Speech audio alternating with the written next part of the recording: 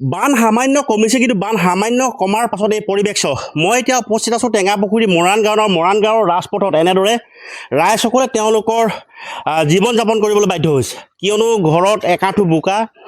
বানপানীয়ে তেওঁলোকৰ সপোনৰ ঘৰখন শেষ কৰি গৈছে আপোনালোক কি গাঁও এখন শিলিখাগুৰি মৰাণ গাঁও ঘৰলৈ যাব পৰা নাই বোকা হৈ আছে কেতিয়াৰ পৰা আছে ইয়াতে দেওবাৰৰ পৰা আছে পাইছেনে সাহায্য পাইছেনে পাইছে ঠিকে আছে সকলো আচলতে এয়া আছিল তেওঁলোকৰ পৰিৱেশ ইয়াতে তেওঁলোকে ৰন্ধন প্ৰকৰণ কৰে ইয়াতে শুৱে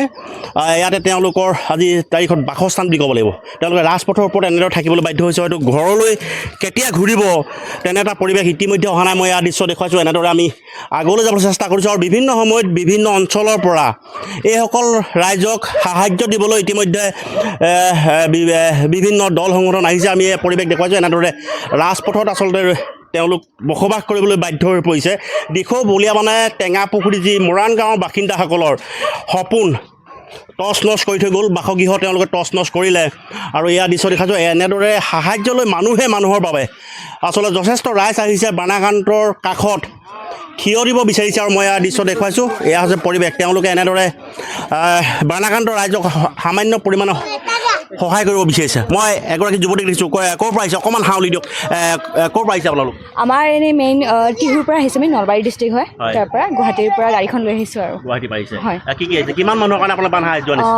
প্ৰায় আমাৰ 1000 মান মানুহে ল'ব পাৰিব আৰু আমাৰ পৰা হয় কেতিয়াৰ পৰা দি আছে বান সাহায্য আজি ষ্টাৰ্ট কৰিছোঁ কালি আহিছোঁ আমি গুৱাহাটীৰ পৰা কালি আহি আছে হয় আচলতে এয়া আছিল তেওঁলোকৰ মন্তব্য এয়া দৃশ্য দেখুৱাইছোঁ এয়া চাওক এয়া পৰিৱেশ আৰু এইটো পৰিৱেশ বানপানী শেষ হৈ যোৱাৰ পাছত বানপানী কমাত শুকাই যোৱাৰ পাছত এই পৰিৱেশ আৰু এই পৰিৱেশটো ইতিমধ্যে ভালে সংখ্যক ৰাইজৰ তেওঁলোকৰ ঘৰ ভেটি ওচন কৰি লৈ গৈছে ঘৰত একাঠু পৰ্যন্ত বোকা সেই হেতুকে তেওঁলোকে এই ৰাজপথত তেওঁলোকে এনেদৰে বসবাস কৰিছে আৰু বিভিন্ন ৰাইজ আহিছে আচলতে বানাকান্তৰ কাষত আজিৰ তাৰিখত যথেষ্ট ৰাইজ থিয় হৈছে যথেষ্ট ৰাইজে বানাকান্তৰ দুখত দুখী হ'ব বিচাৰিছে মানুহে মানুহৰ বাবে আচলতে এই বিষয়টো আজিৰ তাৰিখত উপলব্ধি কৰি মই আপোনাৰ ওচৰলৈ আহিছোঁ মই আপোনাৰ ওচৰলৈ আহিছোঁ এই স্থানটো কি বুলি কয় আপোনালোকে মৰাণ গাঁও সাহায্য পাইছেনে সাহায্য পাই আছে পাইছে ন ঘৰৰ পৰিৱেশ এতিয়া কেনেকুৱা ঘৰৰ পৰিৱেশ মানে আপোনাৰ এতিয়া বস্তু পাতি লোকচান হৈছে আৰু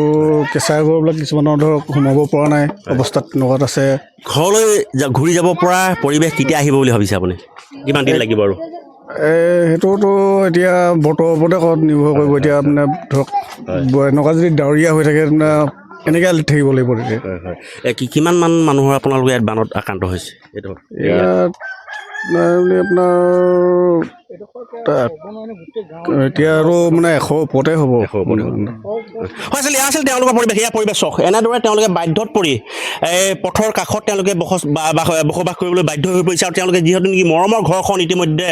বানপানীয়ে আচলতে বুঢ়াই পেলালে বুঢ়া পৰিৱেশিত ইতিমধ্যে ধৰক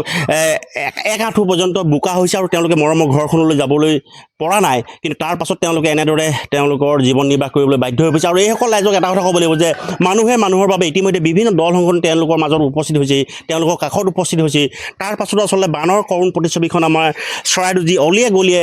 উৰি ফুৰিছে আমি তাৰ বাস্তৱ প্ৰতিচ্ছবিখন দেখুৱাবলৈ বিচাৰিছোঁ আৰু এনেদৰে আমি বিভিন্ন চৰাইদেউ জিলাৰ বিভিন্ন স্থানত বানাকান্তৰ ৰাইজৰ লগত আমি মত বিনিময় কৰিছোঁ আৰু এই ক্ষেত্ৰত জিলা প্ৰশাসনে আচলতে তৎপৰতাৰে ব্যৱস্থা গ্ৰহণ কৰিছে শেহতীয়াকৈ মুখ্যমন্ত্ৰীগৰাকীয়ে ইতিমধ্যে তৎপৰতাৰে ব্যৱস্থা গ্ৰহণ কৰিছে শেহতীয়াকৈ আৰু গোটেই বিষয়টো আচলতে বানাকান্তৰ ৰাইজক কেনেদৰে তেওঁলোকৰ মৰমৰ ঘৰখনলৈ উভতাই নিব পাৰি তেওঁলোকৰ মৰমৰ ঘৰখন কেনেকুৱা আচলতে সজীৱ কৰিব পাৰি সমগ্ৰ বিষয়টো সন্দৰ্ভত ইতিমধ্যে জিলা প্ৰশাসনৰ লগতে ৰাজ্য চৰকাৰে যাৱতীয় ব্যৱস্থা গ্ৰহণ কৰিছে হয়